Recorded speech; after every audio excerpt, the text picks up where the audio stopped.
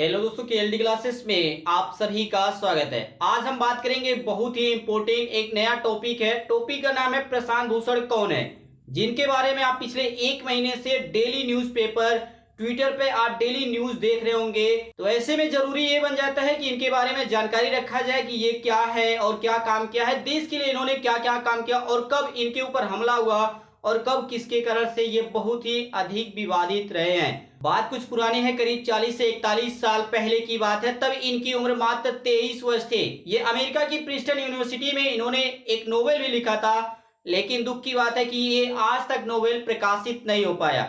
Novel का जो नाम था वो है ब्राह्मण में धरती के अलावा भी दुनिया है, लेकिन ये आज तक प्रकाशित नहीं हुआ। लेकिन ऐसा नहीं है कि इन्होंने इसके बाद लिखना बंद कर दिया।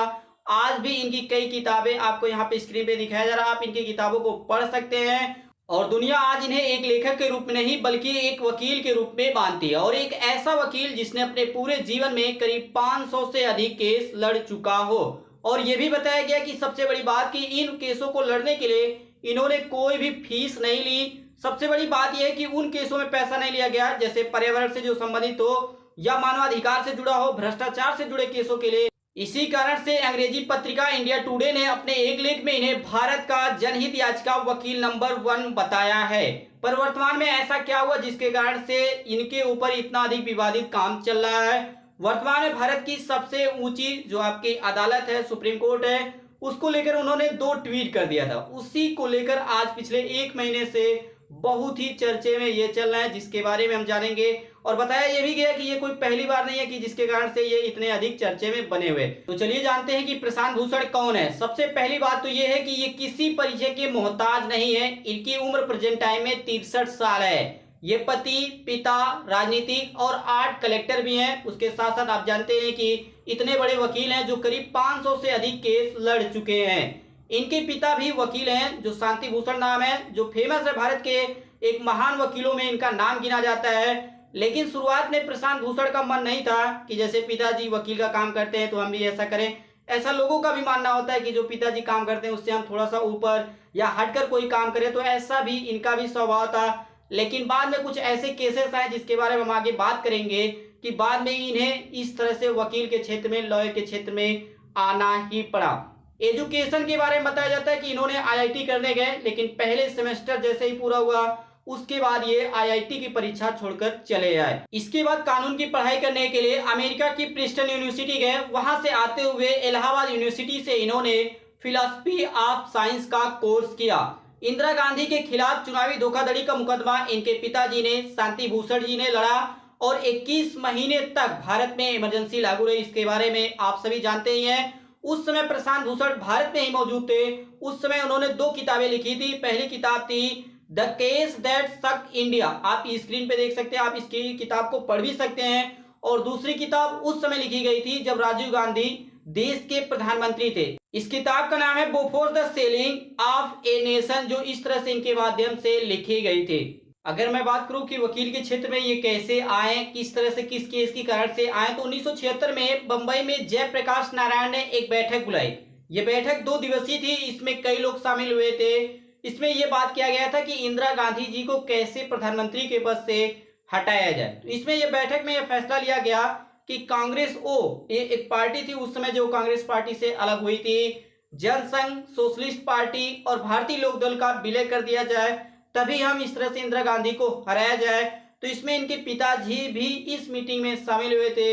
इनके पिता बीजेपी पार्टी के संस्थापक जो सदस्य होते हैं, जो नेता होते हैं, जिनके माध्यम से किसी भी पार्टी का निर्माण किया जाता है, तो इनके पिताजी का भी योगदान है जो बीजेपी पार्टी आज बनाई गई है, जिसके कारण से 1986 तक इनके पिता बीजेपी पार्टी के कोषाध्यक्ष के रूप में कार्य किया था। इसके बाद शांति भूषण और प्रशांत भूषण अर्थात पिता और पुत्र, जो लोकपाल बिल आया था उसमें इनको ज्वाइंट ड्राफ्टिंग जो कमेटी है उसमें सदस्य के रूप में इन्हें शामिल किया गया था।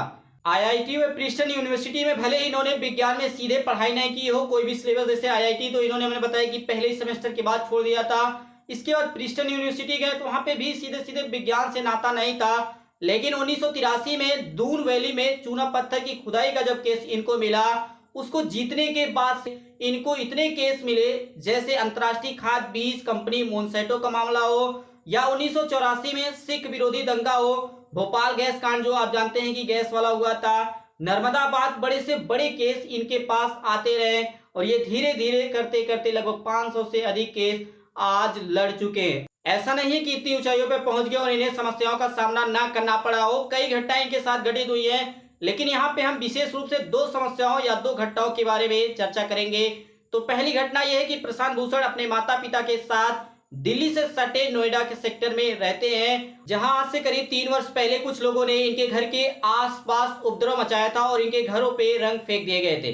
घटना का कारण यह बताया जाता है कि प्रशांत भूषण ने यूपी सीएम के जो रोमियो स्क्वाड बनाया गया था, शुरू में आपने देखा कि जब योगी आदित्यनाथ यूपी के सीएम बने तो उन्होंने सबसे पहला काम रोमियो स्क्वाड ही बनाया था। इसके बारे में इन्होंने कुछ कहते हुए हिंदू देवता जो कृष्ण जी हैं उनको लेकर कुछ ट्वीट कर दिया था।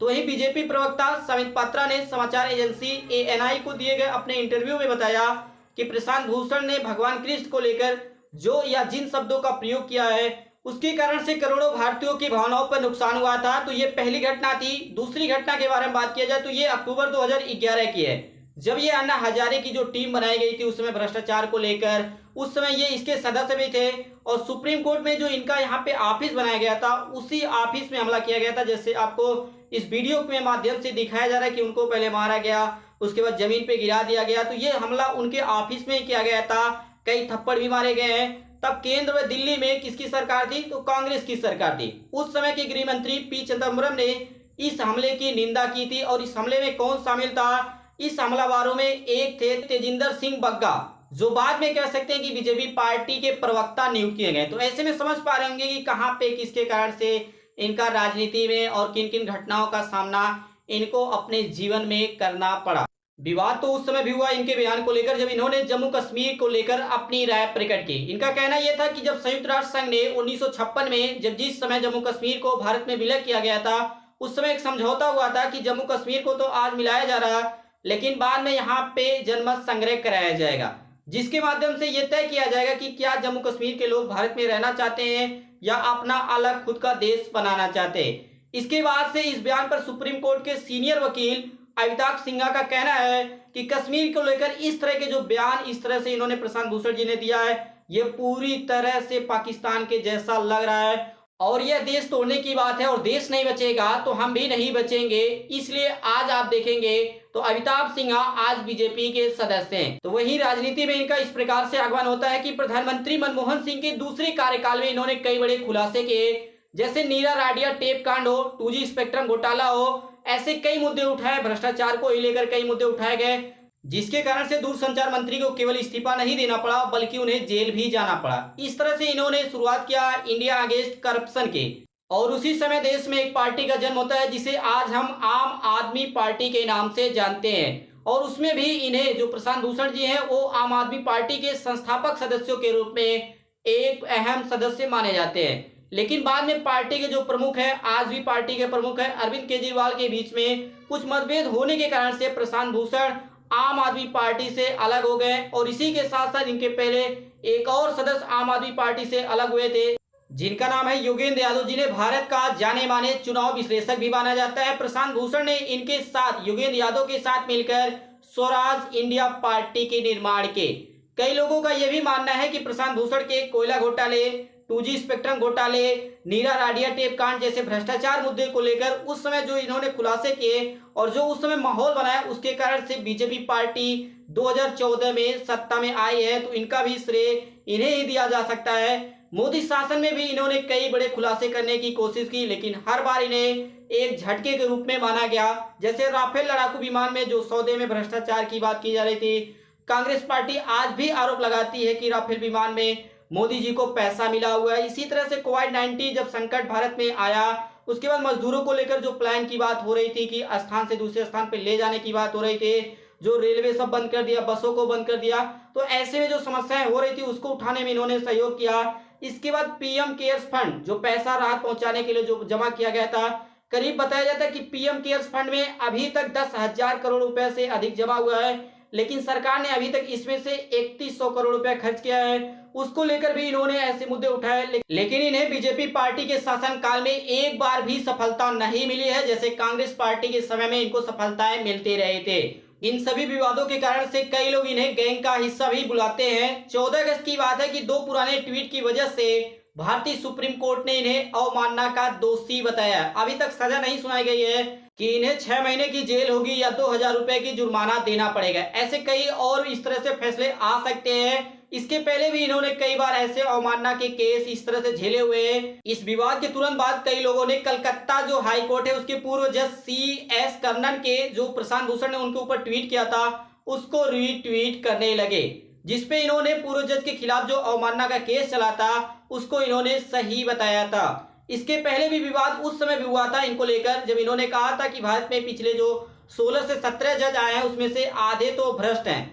इसके साथ आप सभी ये भी जान लें कि इनकी पत्नी भी वकील है, इनके भाई भी वकील है, इनके पिताजी वकील थे। इसके साथ ही इनके जो 3 पुत्र हैं उन्होंने भी दिल्ली यूनिवर्सिटी से लॉ की पढ़ाई की है। तो इस तरह से हमने बात किया कि जो प्रशांत भूषण है वो क्या काम करते हैं और किस तरह से उनका पूरा कार्य है और कब कब किन कामों के कारण से किन किन मुद्दों के कारण से विवादित रहे हैं। इसी प्रकार से बने रहिए, जल्दी कोई ना कोई इन्फॉर्मेशन लेके आऊंगा। इसी प्रकार से बने रहिए। बने रहने के लिए आप सभी दोस्तों का KLD क्लासेस की ओर से धन्यवाद।